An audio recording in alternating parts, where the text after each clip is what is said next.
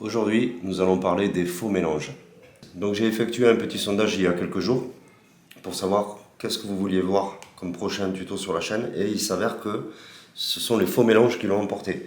Et ça tombe bien parce que c'est un sujet que j'ai pas encore trop vraiment traité et aussi parce que je considère que un faux mélange c'est indispensable.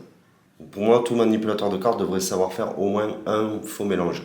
Deux, encore mieux. Idéalement, un faux mélange de table, si jamais vous avez besoin de faire votre tour sur table, et un mélange dans les mains, bien entendu. Voilà, pour pouvoir vraiment être indépendant en toute situation. Et un faux mélange, vous allez voir que le jour où vous allez vous y mettre et maîtriser, ça va vous ouvrir un champ de possibilités vraiment impressionnant. Et ça va même vous déculpabiliser, si on peut dire, sur certaines routines, notamment avec des jeux préparés. Et ils ne sont pas forcément tous compliqués. Et je dirais même que vous allez peut-être même vous surprendre à maîtriser certains faux mélanges très rapidement. Donc et là, vous vous direz, merde, qu'est-ce que j'ai foutu pendant tout ce temps-là? Moi, c'est ce que je me suis dit. Aujourd'hui, on va utiliser le deck Retour vers le futur. Comme vous pouvez le voir, le jeu est en brand new deck order, comme disent les Américains. On va enlever les jokers. Il y a le petit joker DeLorean. Bon, ça c'est rigolo. Voilà. Donc le jeu est classé vraiment dans l'ordre. Donc premier faux mélange qui ressemble à un overhand shuffle. Comme ceci. Hop. Et là vous pouvez le voir. Les cartes sont toutes dans l'ordre. Il n'y en a pas une qui bouge. Deuxième faux mélange qui ressemble lui aussi à un overhand shuffle. On fait comme ça.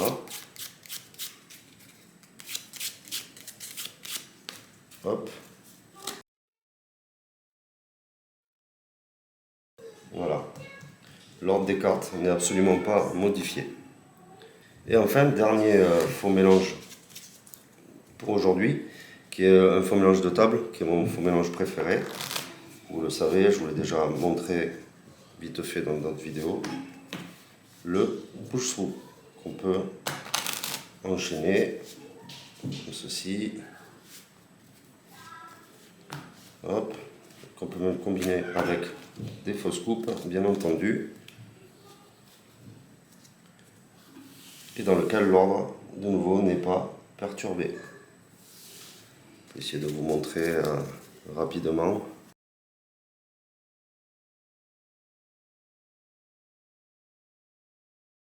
Donc un faux mélange total, c'est absolument indispensable parce que ça peut... imaginez comme le truc, vous pouvez maintenir un ordre, quel qu'il soit, entièrement, tout en étant très convaincant dans des mélanges, etc. C'est quand même assez fou parce que, comme vous le savez peut-être, il existe aussi des montages comme le Mnemonica, comme le Size Stebbins, le Redford et autres. Et en fait, avec un faux mélange, vous n'êtes plus embêté de rien, quoi. La moindre préparation, vous vous en foutez. À partir du moment où vous savez faire un faux mélange, vous pouvez mélanger, etc. Vous savez que ça ne changera rien. Et si vous le travaillez bien, que vous arrivez à être bien naturel, bah, ça sera vachement crédible pour les gens. Et limite, ils poseront même pas la question, le jeu, ah, tu l'as pas mélangé, tu vois.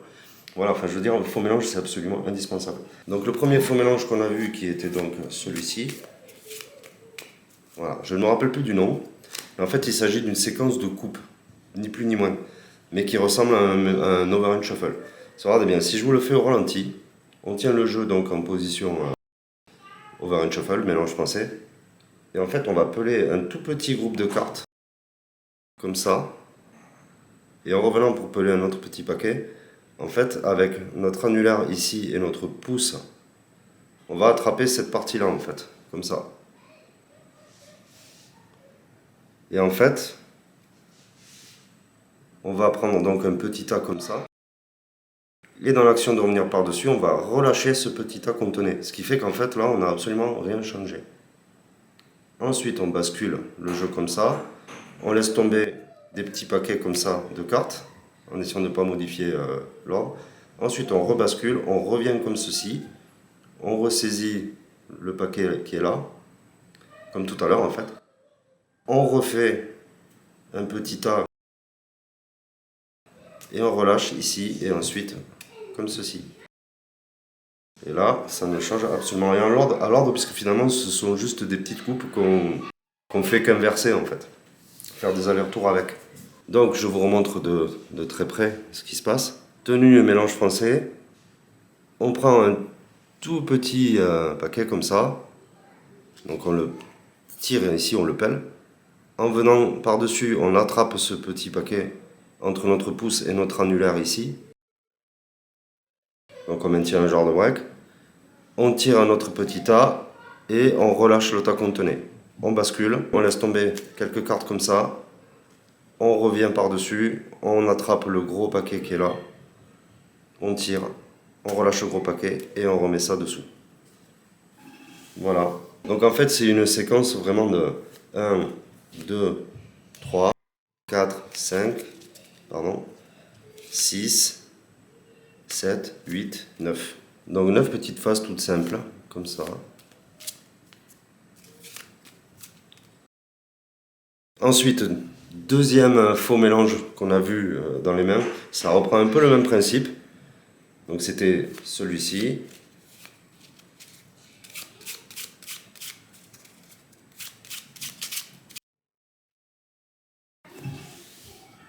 Pas très compliqué non plus, mais un peu plus challenge peut-être. Je sais pas, vous me direz. Donc, pareil, tenue over and shuffle. Ce coup-ci, on va faire un paquet comme ça, qu'on va mettre ici, pareil on bloque, comme tout à l'heure. Un deuxième petit paquet, on passe par-dessus, on lâche celui qu'on tient. On reprend un troisième et on fait pareil. Donc on se retrouve comme ça, avec ici le tas originel du dessus.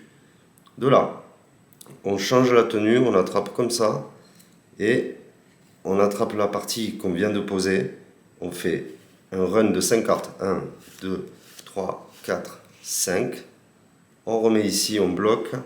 Avec le pouce, on attrape cette partie de derrière. 1, 2, 3, 4, 5. Et on a fait un nouveau faux mélange.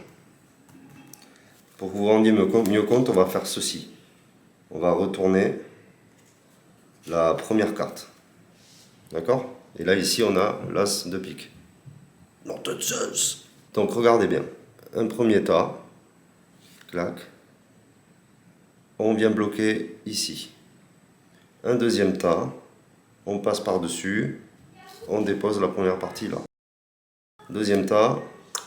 Et on vient le caler derrière. Ensuite, on change de main. On attrape cette partie ici. Donc on a l'as de nouveau. On fait un run de 5 cartes. 1, 2, 3, 4, 5. On revient comme ceci. On attrape la partie qui est là, sur laquelle on vient finalement de poser 5 cartes.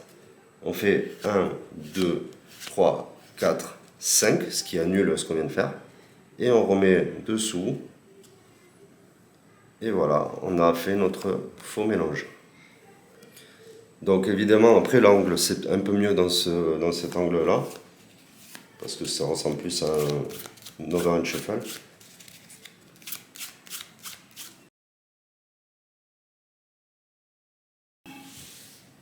Voilà. Pour le pouce-trou, on va changer je change de vue, je me mets un peu plus près, un peu plus bas surtout, pour qu'on comprenne un peu mieux ce qui se passe. On prend la partie supérieure, on la met sur la droite. Ensuite, on incline les jeux comme ça et on lâche avec le tas qui est en main gauche un matelas de cartes. On insère les autres et on termine toujours avec des cartes au-dessus du paquet de gauche, par-dessus celui de droite. Ensuite, on les insère comme ça. Avec nos annulaires, on pousse au niveau des angles ici en haut. Du coup, ça va faire que le jeu va partir. Les deux moitiés vont partir en diagonale comme ça. On fait traverser. Donc là, j'ai ma partie droite et en fait, en égalisant avec les pouces, hop, ça fait que donc on a fait traverser légèrement la partie de droite à gauche, qui est là. Et grâce à ce décalage qu'on a de cartes, on va pouvoir facilement, en prenant bien aux extrémités, reséparer les deux moitiés qui vont venir toutes seules, vous voyez, comme ça. Et avec la main droite, après, on pose ici et on complète la coupe. Et en fait, ça n'a absolument rien changé puisqu'on a remis les paquets, les tas, dans la même position que ce qu'ils étaient. Donc moi, je dirais que une fois qu'on fait comme ça, qu'on a fait traverser, La partie du dessus, on fait glisser comme ça assez rapidement afin de donner l'impression qu'on fait juste ça depuis le dessus en fait. Et après, on vient compléter. Alors, partie supérieure, qu'on enlève, on met sur la droite. Un peu moins épaisse que la partie gauche si possible. Ensuite, avec la partie gauche, on lâche un matelas de cartes. Et ensuite, on fait un vrai mélange américain. Sauf que la partie droite, on la met toujours sous des cartes de la partie gauche pour finir. Ensuite, on insère, comme ça. Et ce matelas, en fait, en dessous, il sert justement à faciliter le croisement des deux paquets. Ensuite, ce qui va se passer, c'est que ce paquet-là, cette partie-là, va traverser et ressortir un peu sur la gauche. Pour réussir, on va devoir faire une sorte de diagonale. Donc, avec mes doigts ici, je pousse un peu légèrement en biais. Comme ça. Et là, je fais traverser. Donc là, ça y est, le paquet a traversé. Et ensuite, j'ai plus qu'à égaliser. Comme ça. Ce qui nous donne ce résultat. Ok? Et pareil de l'autre côté. Donc en fait, un peu à la manière d'un stripper deck, on n'a plus qu'à prendre les deux extrémités et à commencer à stripper les cartes. Comme ça, vous voyez comme ça bouge bien, ça bouge facilement. Et on va devoir simuler une coupe. Une coupe avec la partie du dessus. Donc pour ça, on va commencer à tirer et amener comme ça sur la droite en diagonale. Et en fait, ensuite, on repose par-dessus pour compléter la coupe. Et ça n'a rien changé, puisqu'à l'arrivée, le premier paquet qu'on a posé, c'est finalement celui du dessous, quoi. Après, pour le push-through, je vous conseille éventuellement d'aller voir les vidéos que je mets en lien maintenant, en haut de l'écran, pour vous le voir un petit peu mieux expliqué. Donc voilà pour cette série de faux mélanges. Un petit conseil rapidement, déjà vous travaillez-les bien parce que, encore une fois, comme beaucoup de choses en magie des cartes, il faut que ça paraisse naturel et crédible. Donc là, ce qui est bien, c'est que déjà, on a des mélanges qui sont naturels parce que ce sont des mélanges que les gens ont l'habitude de voir. Donc du coup, déjà, ils vont un peu moins se poser de questions. Par exemple, le mélange français, c'est typiquement le premier mélange que tout le monde fait quand il prend un jeu de cartes et qu'il mélange le jeu, quoi. Et après, le mélange américain, c'est très classique aussi, très connu, que ce soit sur table ou dans les mains. Donc déjà, voilà, ces trois mélanges-là, l'avantage, c'est qu'il y en a deux à base de mélange français, over and shuffle, et un qui est à la base de riffle shuffle, mélange américain. Donc, travaillez-les bien pour qu'ils aient l'air naturels, d'accord? Et ensuite, évidemment, de face, ça peut passer, mais c'est toujours un peu mieux d'être légèrement en travers comme ça, que l'œil du spectateur arrive sur cette partie-là. Et après, cherchez pas forcément à aller vite, mais par contre, essayez d'avoir une fluidité et une constance dans le faux mélange que vous faites. Un vrai flow en fait, il faut que ce soit rythmé sans aller vite. Donc si vous faites le premier que je vous ai montré, il faut que ce soit quand même assez fluide, un peu comme ça quoi. Pam, pam. Vous voyez, là je vais un peu vite, mais même sans aller trop vite, hop, je pense que c'est même comme ça, c'est assez convaincant. Voilà, la fluidité, surtout c'est ça, pas trop d'accro, c'est pour ça qu'il faut bien les travailler parce qu'ils sont un peu casse-gueule. Donc pour le deuxième aussi, essayez d'être assez fluide, la difficulté c'est surtout de switcher les paquets en fait. C'est-à-dire quand on arrive à la première phase de 3 posés ici, c'est ensuite de faire ça et d'attraper le paquet pour faire le run de 5 cartes. Et pareil, rebelote ici, arriver à faire une transition assez fluide, c'est ça qui est le plus difficile.